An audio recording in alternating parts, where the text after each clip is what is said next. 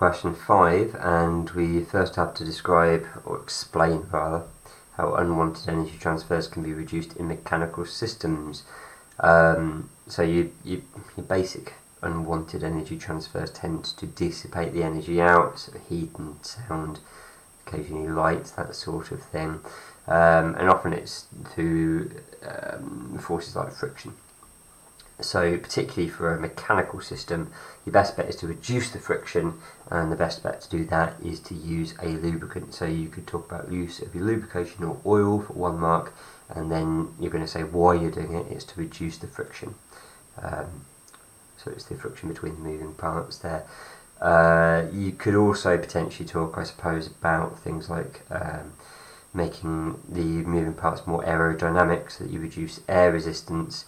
But in most mechanical systems, it's going to be the friction that far and away is bigger than the air resistance you're getting from moving parts, which is why it's the only part that's mentioned in the mark scheme. Part B, we're trying to work out which of these has a non-zero resultant force acting. Now, 3 of those things, the forces are entirely balanced. A book resting on a table, you've got the weight of the book acting downwards, you've got the reaction force of the table upwards, they cancel out, they're the same size. For the car travelling on the road at constant speed, you've got 4 forces, but they will cancel as well. And the reason I know that they're going to cancel is because the car's moving at constant speed. So if I've got my car, here it is, nailed it. I've got 4 forces usually acting on my car if it's going at constant speed. I've got these 4 here. I've got my weight, and I've got my reaction force or normal contact force from the ground pushing it up. Those 2 will cancel out. I've got the driving force forwards, and I've got the air resistance and friction and stuff backwards, and those 2 will cancel. So we'll end up with no force overall, the car just goes at constant speed.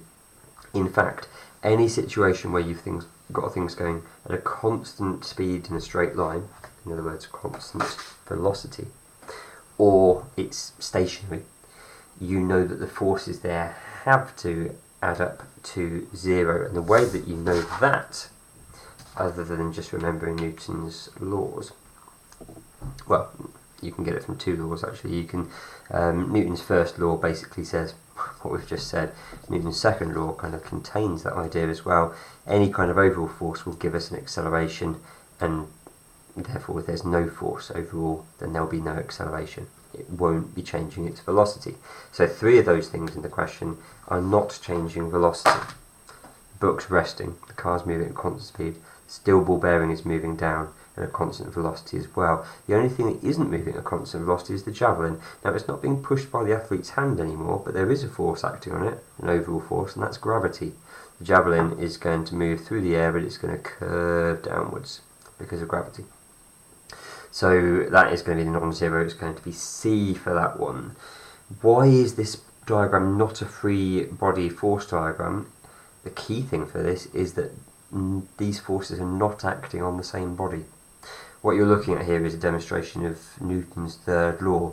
So when one object exerts a force on the other, then the other object exerts the same size force in the opposite direction on the first object. So we've got a force by the book on the table and a force by the table on the book. This is not a free body diagram. They're not acting on the same object. If we want to do a free body diagram for the book, we'd have to do the weight of the book downwards. So that's pulling down on the book, and then you've got the force from the table pushing upwards. Both of them would be on the book, so that would be an example of a free body diagram. So it's only 1 mark, this one. You just had to sort of say the forces are acting on 2 different bodies. They're not acting on the same body. There we go. Getting into the vector diagrams now. We've got 2 astronauts pushing a satellite. We've got a force upwards, we've got a force to the right. And you're going to draw a vector diagram on here to show these forces, and it says you've got to do it to scale. Now if we've got 3 newtons and 2 newtons, probably the best bet is just to do it a centimetre a newton. So I want a force F1, which is the one to the right. That's got to be 3 centimetres long because it's got to represent 3 newtons.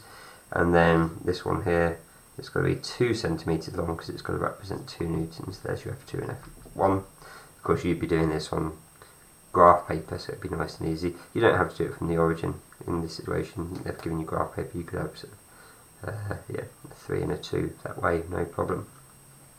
So you need the arrows, just to give you an idea of what they've got in the mark scheme. This is what it looks like. So they've got a 3 Newton and a 2 Newton that way, or they've got a 3 Newton and a 2 Newton like that. It doesn't matter where you put the sort of start and ends of the arrows.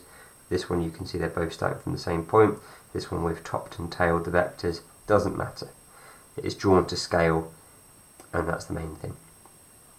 So one mark for saying they're right angles and they're representing the forces, and then the second mark for making sure they're in proportion. So this is going to be a length of 3, this is going to be a length of 2. So we've drawn our diagram for that one. The next part of the question is going to ask you to work out the magnitude of the resultant force. It's an estimate acting on the satellite. So if I go from this one, again this is of course very rough, but I've got this 3 Newton force this way, and I've got a 2 Newton force. To work it out, I can just sort of add this one to this one, put them both together. So F2, remember, was your 2 Newton force. The overall resultant force is going to be this. The hypotenuse of this right angled triangle. So you could measure that with a ruler, and that will give you the overall size of the force. If you've done a centimetre a Newton, then that will make things very easy for you. Just measure how many centimetres that is, and that would tell you how many newtons of force the overall resultant force is. They would also allow you to work it out through Pythagoras. It does say in the question you need to use the diagram to estimate the magnitude. So it wasn't the safest thing to do, but if you have done it, then in this situation they would allow you to do that. And that of course is to say that 3 squared plus, I should probably stick that there, I guess. So if that's the 3 and that's 2, then we know that a squared plus b squared equals c squared from Pythagoras, so this will be 3 squared plus 2 squared, all square rooted. That will give you the overall size of the force as well. According to the mark scheme, you should have got a number around about 3.6 newtons, but notice how they've given some tolerance here. They've said plus or minus 0.2 newtons, so you could have had as big as 3.8 and as small as 3.4 newtons. That would be fine. And as I say, they would allow you to work it out by the Pythagoras theorem. A squared plus b squared equals c squared. And the final part of this question, we are looking at a box sliding down a slope.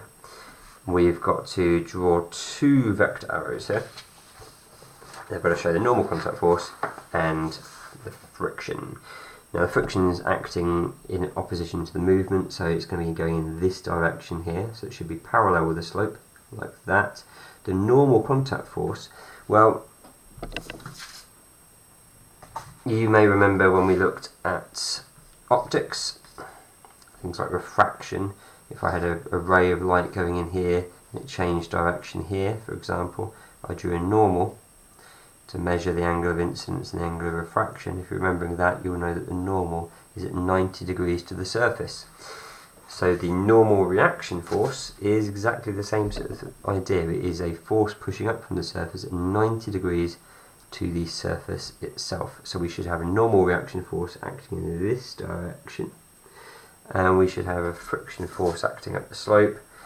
I'm not sure I can be bothered to draw this. I'm just going to show you what the mark scheme has. So there you are, normal contact force or normal reaction force and friction act in that direction. There they are. That was a 3 marker, so you got a mark for saying that you had the normal contact force between the 2 surfaces acting upwards. There it is. Mark for saying the friction force between the 2 surfaces, that's your second, and they've got to be in the right directions, which is the directions we just talked about. They don't need to start from the same point. So you've got that going for you, which is nice. That is question 5.